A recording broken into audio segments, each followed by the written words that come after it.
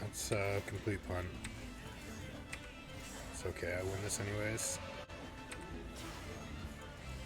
Because I'm pretty far ahead of this game, you know what I'm saying?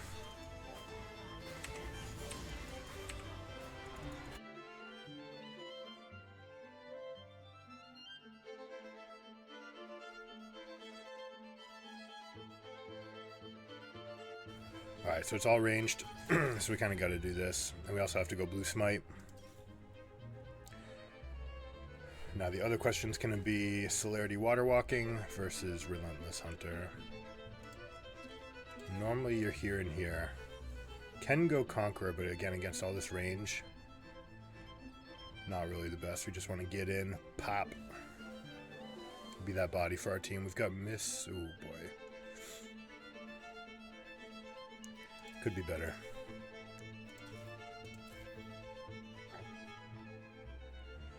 Where do we need to be? We need to fly around to protect MF. We've got a punishable top lane. If it's Lucian up top or Graves up, it's probably Lucian up top. So we definitely want to camp up there, get the Riven way ahead. She's got the gap closures to beat them up.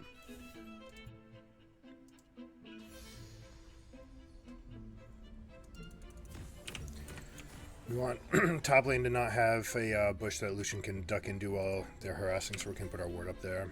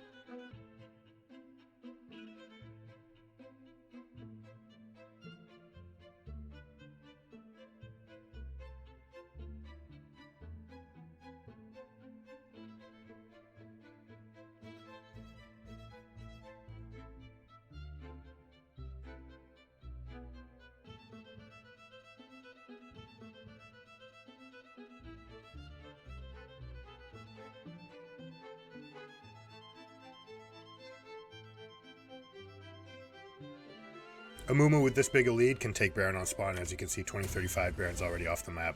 So these are the items. If you have both of these and an armor item, then you can take Baron on spawn. You can solo it, in fact. You can always take Baron on spawn as Amumu. He's the fastest Baron and Herald taker in the entire game. So definitely work this into your resume. This is something that we want to avoid as a Misfortune. As an AD carry, right, you don't want to go any further to the right here. Misfortune should be kiting down and left, not down and right, to provide herself more space for the retreat.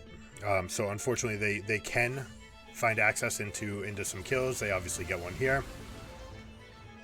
And they're going to get something for nothing. We really didn't need to offer them anything, especially when the call is Dragon, not Baron, not Dragon. Because Dragons give such little advantage, whereas Barons are game-changing. So, once that happens, though, all right. So once we get this situation, what is the play? We'll go to where we're backing. We can't really do anything because their respawns are coming in. We can come and we can first step is bleed the resources on their side of the map. Okay. So what we're going to do first is, since people were dead, we're going to take away everything they could do on the map. Now, a lot of people will go and push waves, and if you can get a wave to a turret and you can break a turret, then yes, it's worth it because your shop will be better. But if you cannot, for example, this wave right here, it is actually a disservice to us to go push this wave because it is slow pushing. Right now, we have a 7 versus 6 minion advantage, plus this one's going to be the next to die. This wave is going to slowly push, which means the reinforcing wave is going to come right about here, and we're going to have what's probably going to amount to a 10 versus 6 advantage in that wave. We want to let this wave stack up and build it up so that we can go and make this one of our Baron pushing lanes, especially since when you're in Baron, you want to have opposite sides pushing. Now, Misfortune pushing this in and getting turret damage, that's totally fine. But what it means is that they're just going to be able to collect this wave. Same thing with mid. We wanted to get 1/3 of the damage on the turret here so that we can get it below the threshold of 2200 HP. All base turrets will start regenerating by thirds, okay? Every tier that you can hit, if you can get it under 2200, it will heal to 2200. If you can get it under 1100, it will heal to 1100. Same is true for these and for these, okay? So always important thresholds to keep in mind.